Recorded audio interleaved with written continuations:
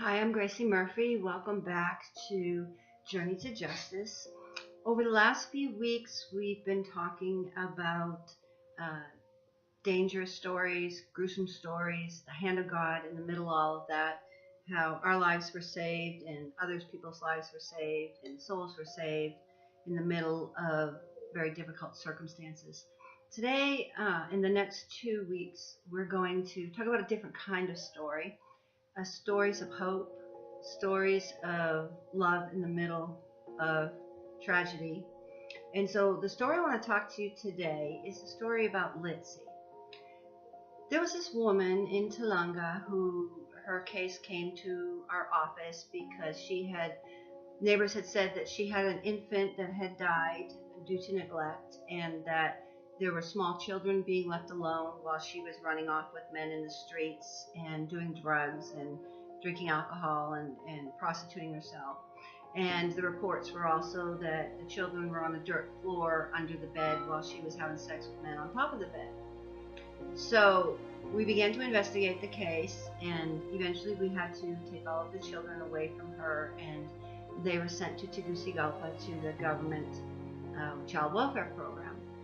And it was a little bit after that somebody in her neighborhood reached out to her, and she accepted Christ and began to attend church and changed her life. And praise God, she received all of her children back, and they were going to church with her, and everything was different. Her job is that she sits on the side of the road in Tolanga and sells. Some days she's selling shoes, other days she's selling medicines, and that's how she supports her family. But what was significant in this was that the crisis in which she lost all of her children was the very thing that God used to bring her to the point where she could see Him and accept Him and change her life. And it was really beautiful that we helped with school and we helped with Christmas for the children. We had them on our food program. They were receiving food every week. And the mother was just growing in Christ and doing an amazing job. But about 6 months after the children returned to her, little Litzy, who was the youngest living child, she was about 2, she was diagnosed with a Wilms tumor. And I've had a child before with a Wilms tumor. It's one of the worst types of cancer a child can have. It's a tumor that covers encompasses the kidneys. And so we paid for all of her trips to Tegu to go to the doctors and have her chemo and have her medicine. And she would come and she would go and come and she would go. And basically in 2010, the doctors sent her home and said there was nothing more they could do. And she lived in Tolanga, and so we would visit her regularly. And I remember the mother telling me that in November of 2009, when Litzy was in the hospital, she had walked into Litzy's hospital room, and Litzy was talking to somebody, but there wasn't anybody there. Little Litzy, she absolutely loved and adored Jesus. She went to church, she sang in the choir, she never missed a day in church. And so this November, when she was in the hospital having chemotherapy, her mother came in and said that she saw Litzy talking to somebody, but there was nobody there. So she asked Litzy who she was talking to. And Litzy told her that she was talking to Jesus. And the mother got worried, and she said, "Are you leaving with him now? Is it time for you to go home?" And little Litzy said, "No, Mommy.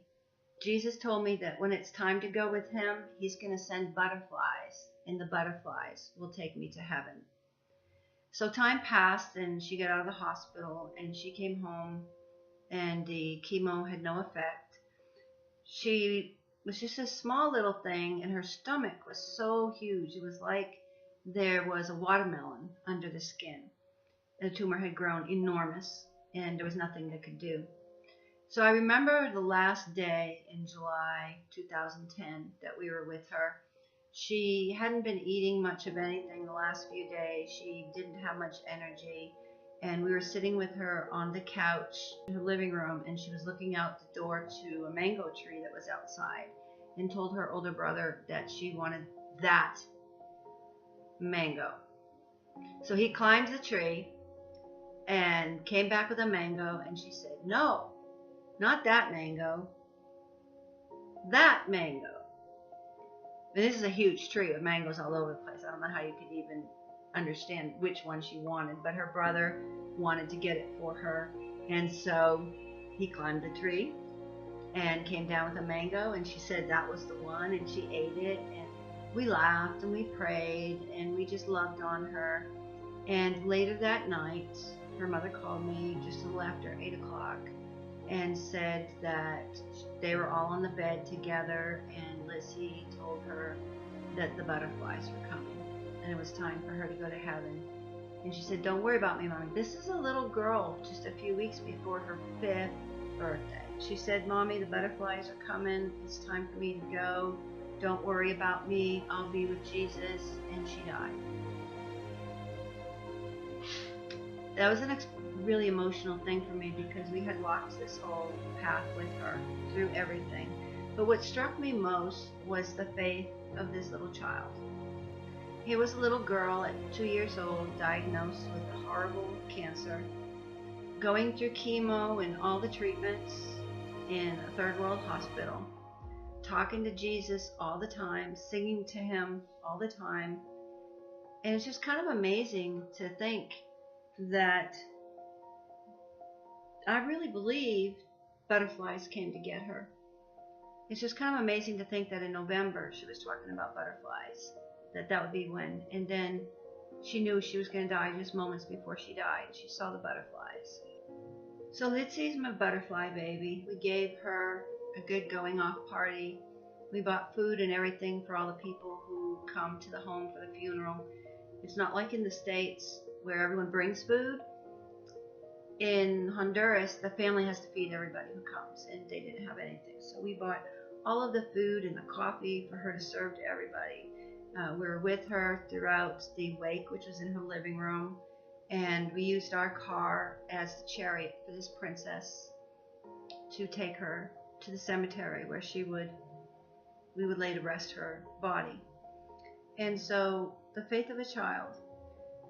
Every time I see butterflies now, I think about Lizzie and how much she touched my heart and how much she touched her family's heart and all of those around her. She was a little girl, 2 to 5 years old, suffering from cancer, but she had enormous faith, and she knew her Jesus personally, and she knew when he was coming for her. And it's just such a beautiful image to think of butterflies coming to carry a 4-year-old to heaven. So that's today's story. Next week we'll tell you another story about how God touched people, because it's not all about rescuing in cases. It's about relationships with people. And so we have 2 more stories coming for this season, and we'll share another one with you next week. God bless.